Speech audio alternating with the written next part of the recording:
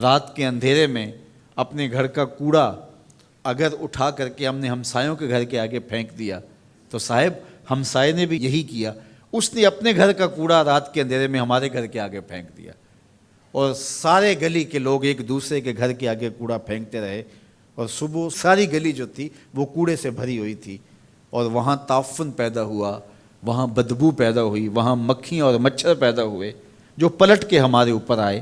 مسموم ہوائیں ہماری صحت کو بگاڑ دیتی ہیں، ہواؤں میں غلاظت گھل جاتی ہے، گندگی پھیل جاتی ہے۔ اس لیے ہمیں اس بات کا اہتمام کرنا ہوگا کہ ہم پورے معاشرے کو، پورے ماحول کو جو ہے وہ صاف کرنے کی کوشش میں لگ جانا چاہیے۔ تو میں اور آپ اس پہ غور کریں کہ ہمارے اسلام کا ہمارے نام کیا میسج ہے، کیا پیغام ہے۔ جو اسلام پیدا ہوتے ہی ہماری زندگی کا آغاز غسل سے کرتا ہے، اور پھر زندگی کا اختتام بھی غسل سے ہوتا ہے۔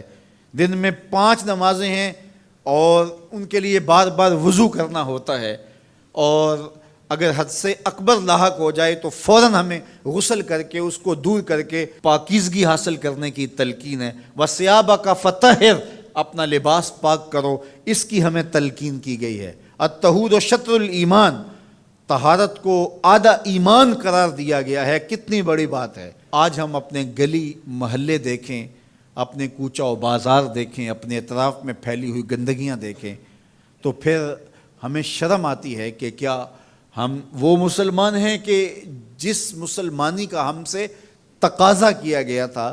ہم مسلمان تو ایک صاف، پاک اور خوبصورت اور عفت مآب صورت میں آگے بڑھتے، اور معاشرہ صفائی و ستھرائی کا مرقع نظر آتا، اور ہر شے نہ صرف صاف اور پاک اور طاہر ہوتی بلکہ چیزوں کو مرتب اور منظم کر کے رکھنے کی بھی ہمارے اسلام نے ہمیں تلقین کی ہے کہ جو ہم چیزیں رکھیں ان کو بھی ایک ترتیب اور سلیقے کے ساتھ رکھیں، تاکہ جو ہے وہ پڑی ہوئی چیزیں بھی جو ہے وہ خوبصورت دکھائی دیں۔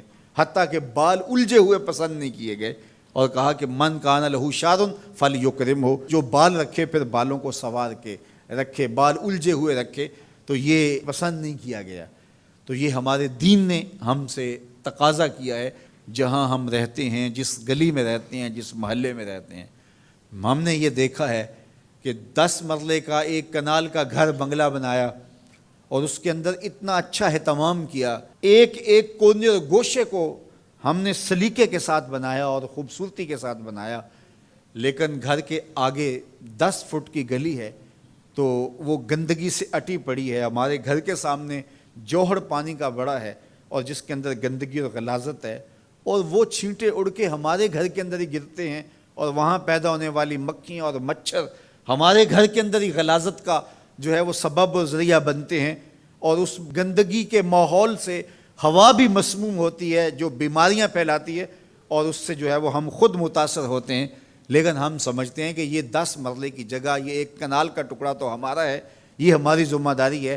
5-5 فٹ گلی آتی ہے تو گلی کے 10 لوگ مل کر کے جو ہے کیا وہ اپنی گلی کی صفائی کا اہتمام اور انتظام نہیں کر سکتے؟ اگر صفائی پسند ہم حقیقت میں ہوتے تو پھر کبھی بھی ہم اس کو پسند نہ کرتے۔ تو یہ وہ چیزیں ہوتی ہیں جو کسی معاشرے کی عکاسی کرتی ہوتی ہیں، کسی معاشرے کا چہرہ ہوتا ہے، اس کے نفسیات سمجھ میں آتے ہیں کہ یہ معاشرہ کیسا ہے۔ تو ہم صحیح معنوں میں اسلام کے مزاج سے آشنا ہی نہیں ہوئے کہ اسلام تو ہمیں آغاز میں ہی صفائی اور ستھرائی کی تلقین کرتا ہے۔ ہمارا دین شروع ہی طہارت سے ہوتا ہے، شروع ہی صفائی سے ہوتا ہے، اور اس کا نقطہ انجام جو ہے وہ بھی غسل سے ہے۔ تو غسل سے شروع ہو کے غسل تک، اور درمیان میں غسل اور وضو چلتا رہتا ہے۔ لباس کی پاکیزگی ہے، خوراک کی پاکیزگی ہے، مکان اور اطراف کی پاکیزگی ہے، ماحول کی پاکیزگی ہے۔ ہمارا دین ہمیں اس کی تلقین کرتا ہے۔ راستے کے اندر پڑا ہوا کوئی کانٹا اٹھا کے ایک طرف رکھ دینا، کوئی اینٹ کا ٹکڑا اٹھا کے ایک طرف رکھ دینا، کوئی پتھر کا ٹکڑا اٹھا کے ایک طرف رکھ دینا اور راستے کو صاف کر دینا، تو یہ صدقہ قرار دیا گیا ہے اور اللہ رسول کی رضا کا سبب اور ذریعہ قرار دیا گیا ہے۔ میں آپ سے توقع رکھتا ہوں، اور میں خود بھی انشاءاللہ اس کے لیے کوشاں رہوں کہ ہم اپنے ماحول کی صفائی کے لیے اپنے حصے کا کام ضرور کریں۔